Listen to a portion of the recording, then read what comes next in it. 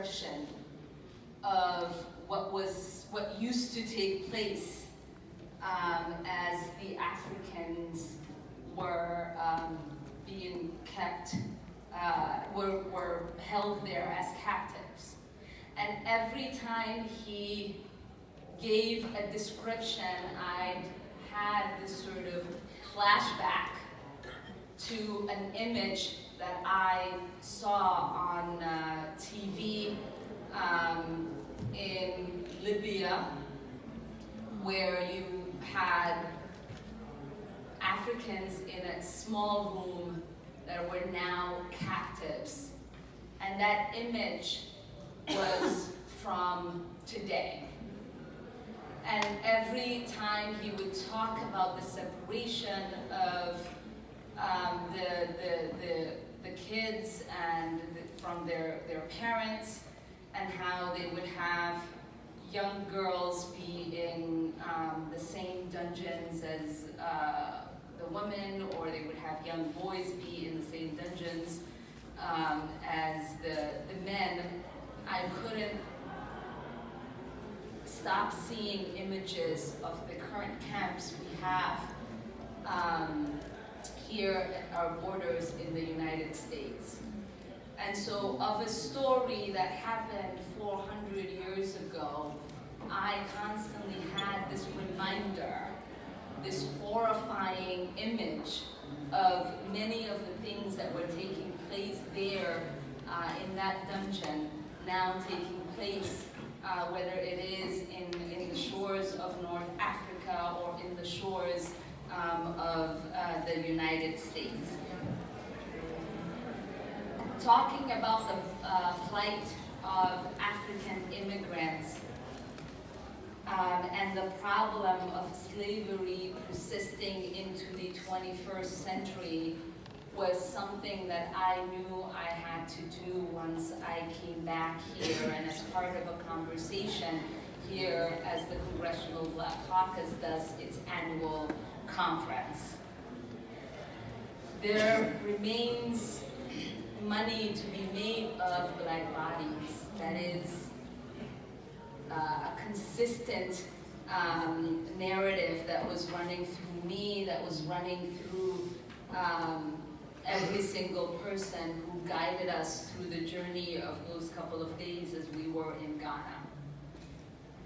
We know there remains from the system of mass incarceration in the United States to the thriving market for trafficking victims across Africa and Europe.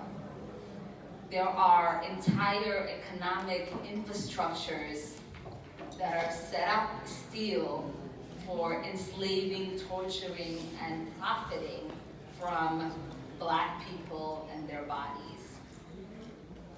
What we are talking about here is the normalization of this concept. What we are talking about is an inherited idea with global reach that Black people are commodities for sale. We see this with Black migrants held in private detentions in the United States. We see it with the African refugees in southern Mexico who are being denied their human right to seek asylum. There is a transcontinental network where desperate people from places like Somalia, Eritrea, Congo, Cameroon, Nigeria are recruited by traffickers and sold into slavery in Europe and in North America. This exists now in 2019. This has existed in changing forms for centuries. This is a profitable industry. Each individual pays tens of thousands to traffickers. The International Labor Organization says worldwide there are more than 400 million people in slavery. Today, the place where people are enslaved the most frequently is Africa. Libya has become a nexus for modern slave trade. People are trafficked across the Mediterranean to France, to Italy, and to other European countries. Some were recruited in their own home countries. Some are refugees. And there are always people ready to make money off of their vulnerabilities. This includes forced labor, sexual slavery, child labor, and forced marriages.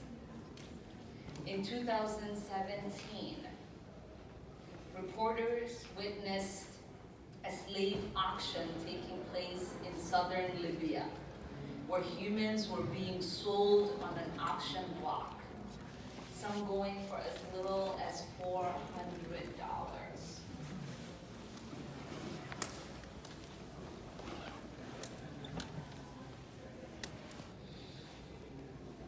In 2019, rebel forces bombed a prison in Libya that was being used as a de facto refugee camp and killed 44 people.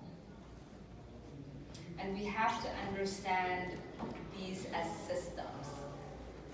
And we have to understand the deep interconnected ways that US policy is exacerbating these problems. We have to recognize that foreign policy is immigration policy. That when the United States exports the concept of Black lives as expandable, or of Black lives as profitable, the world takes note and they follow our lead. But we also must understand that this is not a Donald Trump problem. There isn't any question that Stephen Miller's white supremacist immigration policy has made things worse for a lot of people. But if I was in a refugee camp now, I wouldn't have any chance of getting into the United States. One, because I'm from one of the countries that is on the Muslim ban.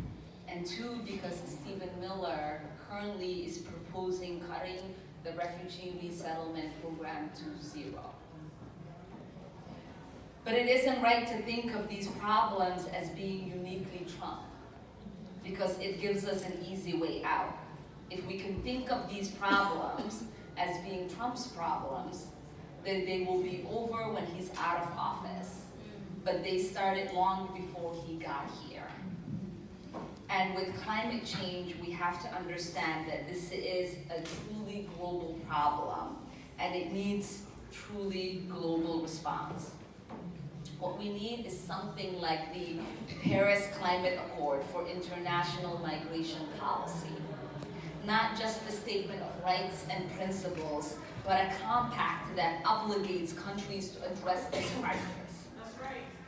But we also need what we also need to do is fight with our every breath and every action the idea that buying and selling Black people is normal.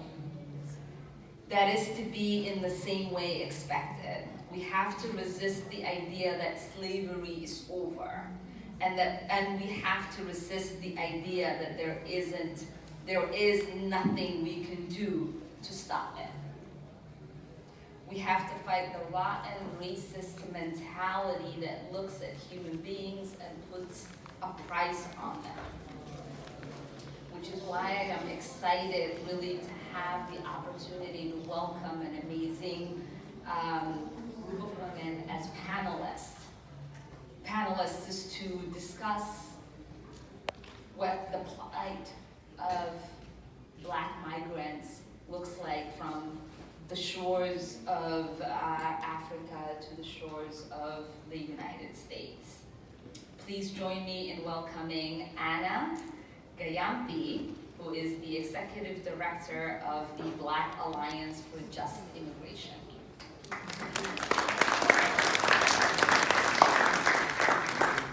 Rebecca Alamayahu, who is immigration attorney and advocate.